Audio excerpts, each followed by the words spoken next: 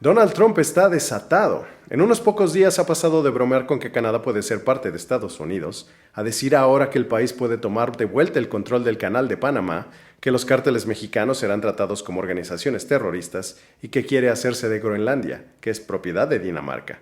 ¿Pero va a hacer todo esto? Suena a mera estrategia de negociación inicial. ¿Puede hacerlo? Claro que puede.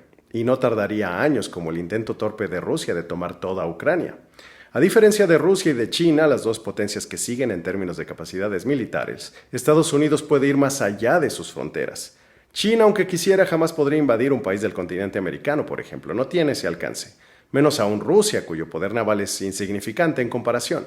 Por eso dan risa esas personas que creen que Rusia o China vendrán en ayuda de Maduro, o de Ortega o de cualquier otro dictador latinoamericano si la potencia estadounidense decidiera removerlos por la fuerza.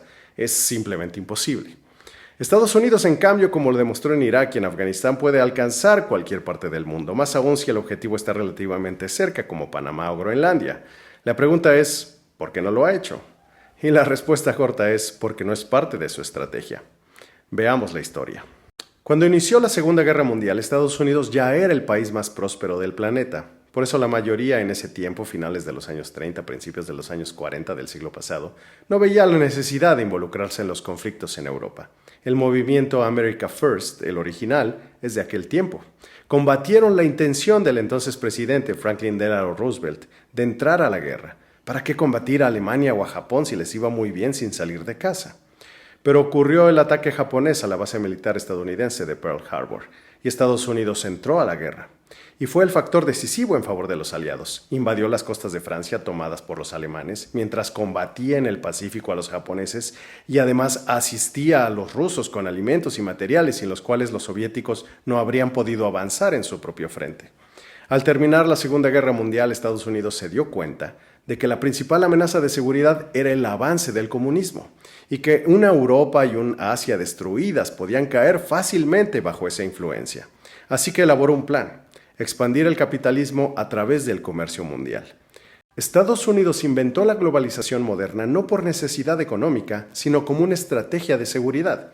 Es el único país que podía darse el lujo de ignorar al resto del mundo, porque su propia geografía le ha dado ventajas incomparables. Una de las tierras más aptas para la agricultura en el Midwest, la protección natural de dos océanos a su alrededor, vecinos que nunca han sido una amenaza, México y Canadá, un terreno plano que permite el cruce barato de personas y de mercancías a través de su territorio y recursos naturales en abundancia. En esas condiciones podía dejar que el mundo ardiera sin preocuparse porque las luces dejaran de estar encendidas o la comida llegara a la mesa. Pero claro, eso implicaba confiarse, suponer que los problemas en el extranjero nunca se expandirían al grado de llegar a su casa. Estados Unidos hizo lo correcto y no se confió. En 1848, Harry Truman creó el Plan Marshall, que consistió básicamente en que Estados Unidos financió la reconstrucción de Europa y para asegurar que los países pudieran desarrollar sus economías a través del comercio internacional, se firmaron los acuerdos de Bretton Woods, para que todos pudieran usar el dólar como moneda de cambio con la confianza de que en cualquier momento podían cambiar esos dólares por oro. Hasta que, claro, el tamaño de las transacciones creció tanto en los años 70 que la convertibilidad a oro dejó de ser práctica. A los antiestadounidenses les gusta presentar ese acuerdo de Bretton Woods y el final del patrón oro como una especie de maquiavélico plan de dominación económica. Pero hay que recordar, ningún otro país podía haber prestado su moneda para fines de garantizar el comercio global, porque hasta la fecha ninguna otra nación tiene el tamaño y el nivel de libertad en el uso de su moneda como Estados Unidos. Por eso el yuan chino jamás reemplazará al dólar. Y por eso los BRICS jamás crearán una moneda común, ni siquiera entre ellos confían. Pero ese es otro tema. El punto es que Estados Unidos creó la globalización moderna no para hacerse el país económico más poderoso, ya lo era. Lo hizo para evitar la expansión del comunismo. Incluso dedicó su poder naval para garantizar el libre flujo de mercancías a través de los océanos y abrió su mercado de consumo para que otros países vendieran sus productos. Estados Unidos es hasta hoy el principal comprador de mercancías de China, de Japón, de toda la Unión Europea y de toda América Latina.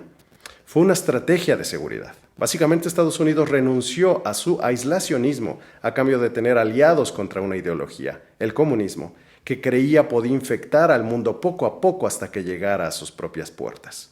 La estrategia funcionó y en 1991 la Unión Soviética terminó de colapsar. ¿Qué pasó con la globalización? Se expandió. En los años 90, Estados Unidos creyó que se podía lograr paz duradera si a todos los países del planeta, incluidos Rusia y China, se les abrían las oportunidades que se le ofrecieron en su momento a Europa Occidental. Ahora sabemos que fue una ingenuidad. Rusia y China aprovecharon las bondades del comercio global, garantizado por Estados Unidos, para hacer dinero e incrementar con él sus capacidades militares. Después, en los primeros años de este siglo, Estados Unidos se distrajo con su guerra contra el terrorismo y dejó que el comercio mundial siguiera su curso a pesar de que ya no había un enemigo ideológico como la Unión Soviética que le diera sentido a seguir subvencionando el comercio global. Pero los agravios dentro de Estados Unidos se acumularon. Los trabajadores se dieron cuenta de que perdieron trabajos con los tratados de libre comercio. Los empresarios notaron que China los despojaba poco a poco de su tecnología y de su propiedad intelectual. Y cada vez más estudiosos, diplomáticos, políticos, notaron que Estados Unidos ya no tenía necesidad de involucrarse con el resto del mundo. ¿Para qué poner una democracia en Afganistán? ¿Petróleo? Hace muchos años que Estados Unidos no lo necesitaba. Es productor principal y exportador mundial de petróleo. Ese mundo se acabó. Ya no hay guerra fría. Ya no hay tampoco la ilusión de que la globalización hará que todos se lleven bien para comerciar entre ellos. Rusia mismo se encargó de demoler por completo ese mito al invadir a Ucrania. ¿Para qué Estados Unidos está protegiendo entonces las rutas del comercio mundial? Es el país menos dependiente de ellas. ¿Para qué va a respetar la soberanía de Panamá o de Dinamarca si nadie puede detenerlo si quiere invadir esos países? Solo los electores estadounidenses pueden detener esas pretensiones como lo han hecho antes. ¿Para qué venderle chips avanzados a China y a Rusia si estos usan esos materiales para construir armamento y competirle a Estados Unidos?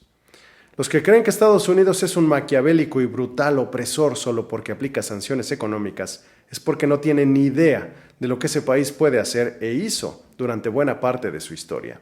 Los que nacimos durante o después de la Guerra Fría hemos visto la cara más amable del gigante norteamericano, contenido solo por su propia democracia. Pero si esa democracia puso a Donald Trump a la cabeza, es porque el país se dio cuenta ya de que el mundo necesita más Estados Unidos que Estados Unidos al mundo. Y Trump es apenas el inicio de esa realización.